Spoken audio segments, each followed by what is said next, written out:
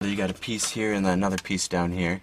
First thing you're going to want to do to replace your gauges is take out this bottom panel, and then there's no screws on this top panel, so it just pops right out.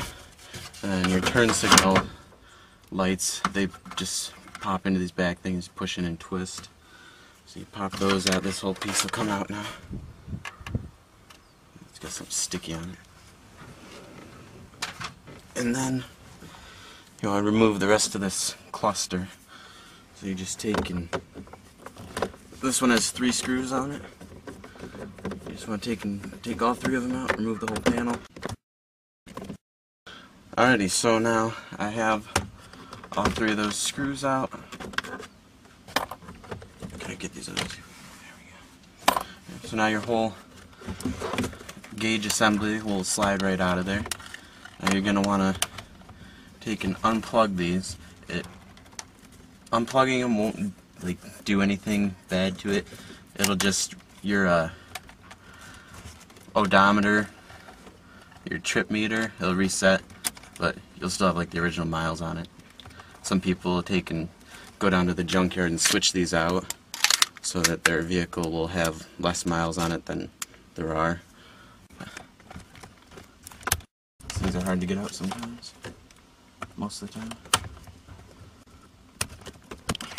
So, turn signal wires are attached to the gauge cluster in this case. Of course, so is this little clip.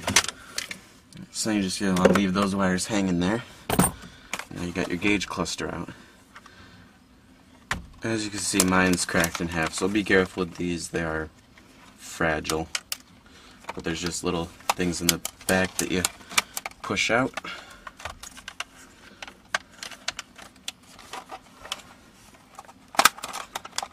Once you get the most of them, that thing will just come out.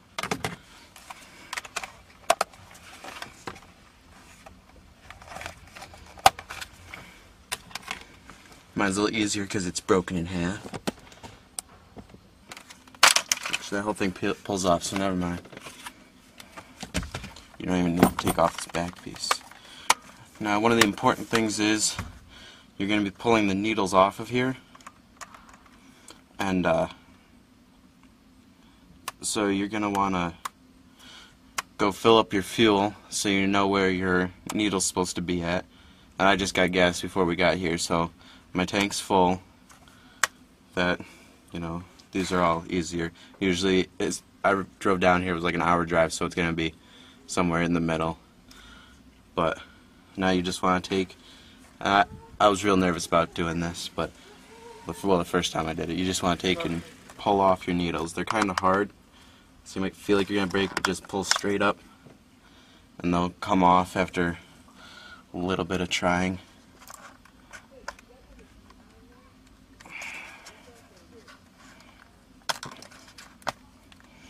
Just try to pull straight up so you don't twist and break anything. And with your gas and heat gauge, mine were different, and I screwed them up and I couldn't figure out why they wouldn't work. So just try to keep your 2 separate. So, the one's gas and one's heat.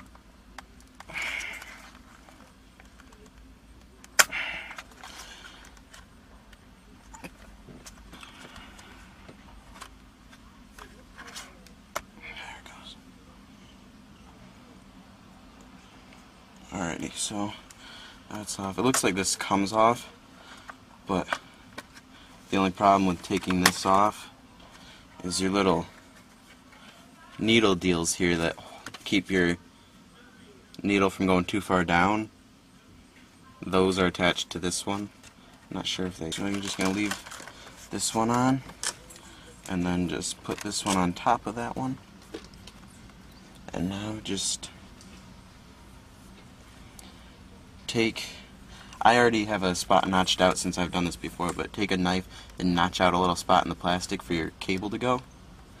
And now place your jerks. Hey! Loud neighbors! It'll be louder once I get my air horns in. Now just take your plate here, stick it on top of this one. You're gonna have to do somewhat like lining it up right. Snap that back on. Make sure your cable's actually in your notch. So now that's back on. Now what you're going to do is take your gauge,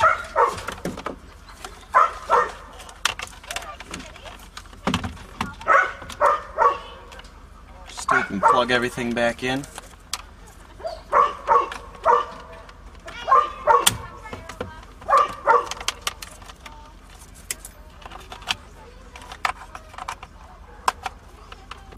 Now,